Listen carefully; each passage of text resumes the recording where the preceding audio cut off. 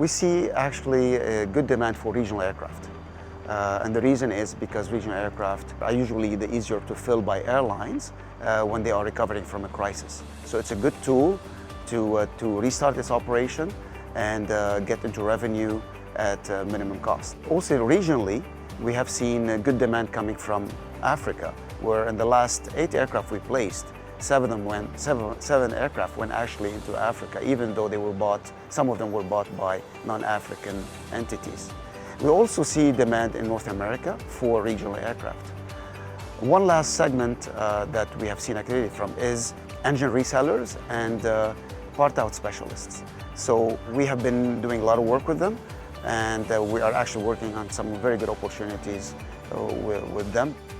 I'd like to talk about other trends in the commercial aviation these days. It's cargo. There's a huge resurgence in air freight. There's big demand on cargo aircraft. Right now, the market is dry from inventory that can meet that demand. If you want to find a freighter, a wide-body freighter, you can't find one.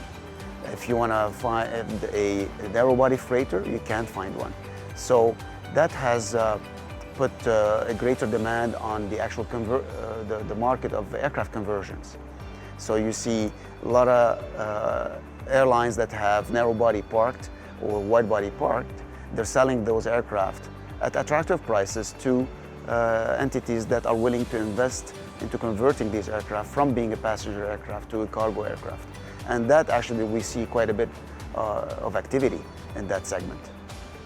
The recovery of the commercial aviation industry will see a recovery to pre-COVID standards by 2024, and eventually a full recovery from the losses made during that period to be recovered by 2030. And how do we see ourselves fitting into that?